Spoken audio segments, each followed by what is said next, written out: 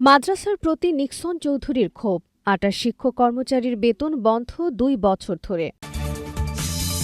সবশেষে দেখবেন এখন সবচেয়ে বেশি প্রয়োজন ইস্পাত কঠিন ঐক্য। ফখরুল।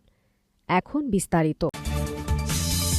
ফরিদপুরের ভাঙ্গা উপজেলার ইকামাতের দিন মডেল কামিল মাদ্রাসার অধ্যক্ষ সহ ২৮ জন শিক্ষক কর্মচারীর বেতন ২ বছর ধরে বন্ধ রেখেছে শিক্ষা মন্ত্রণালয়। জানা গেছে, মাদ্রাসাটির শিক্ষক কর্মচারীর প্রতি ক্ষোভ ছিল ফরিদপুর ৪ আসনের সাবেক সংসদ সদস্য মুজিবুর রহমান চৌধুরী ওরফে নিক্সনের।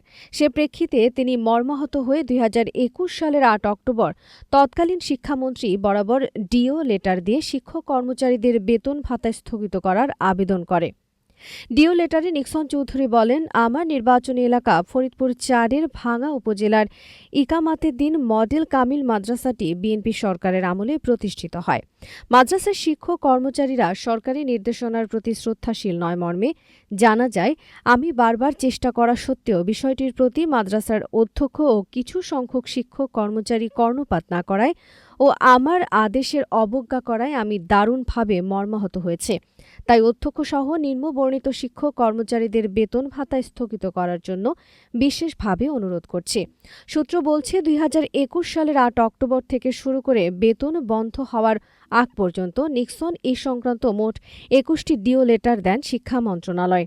এসব ডিও লেটারের পরিপ্রেক্ষিতে অধ্যক্ষসহ শিক্ষক কর্মচারীদের বেতন বন্ধের প্রক্রিয়া শুরু করে শিক্ষা মন্ত্রণালয়। ২০২২ সালের অক্টোবর মাসে মাদ্রাসার অধ্যক্ষসহ ১৭ জন শিক্ষক, ৩ জন ল্যাব সহকারী, ৩ জন তৃতীয় শ্রেণীর ও ৬ জন চতুর্থ শ্রেণীর কর্মচারী বেতন বন্ধ রাখে। দীর্ঘ সময় বেতন না পেয়ে মানবেতর জীবনযাপন করে আসছেন এসব শিক্ষক কর্মচারী ও তাদের পরিবারের সদস্যরা। এদিকে বিগত ৫ অগাস্ট ২০২৪ আওয়ামী লীগ সরকার পতনের পর মাদ্রাসার পক্ষ থেকে ১ সেপ্টেম্বর পুনরায় বেতন ভাতা চালুর জন্য অন্তর্বর্তীকালীন সরকারের শিক্ষা উপদেষ্টা বরাবর লিখিত আবেদন করা হয়।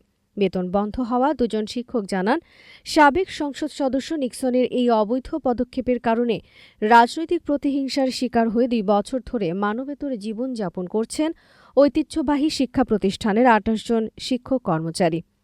১ সেপ্টেম্বর আবার বেতন ভাতা চালুর জন্য অন্তর্বর্তীকালীন সরকারের শিক্ষা উপদেষ্টা বরাবর লিখিত আবেদন জমা দেন মাদ্রাসার অধ্যক্ষ আবু ইউসুফ মৃধা।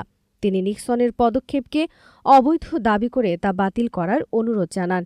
ভাঙ্গা ইকমাতের দিন মডেল কামিল মাদ্রাসার অধ্যক্ষ আবু ইউসুফ মৃধা বলেন, সাবেক সংসদ সদস্য নিক্সন চৌধুরীর অনৈতিক রাজনৈতিক কর্মসূচি পালনের নির্দেশ অমান্য করায় তিনি আমাদের উপর ক্ষিপ্ত হয়ে মন্ত্রণালয়ে ডিও লেটার দিয়ে বেতন ভাতা বন্ধের সুপারিশ করেন।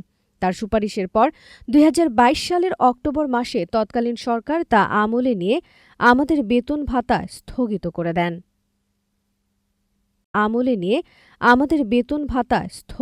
দেন।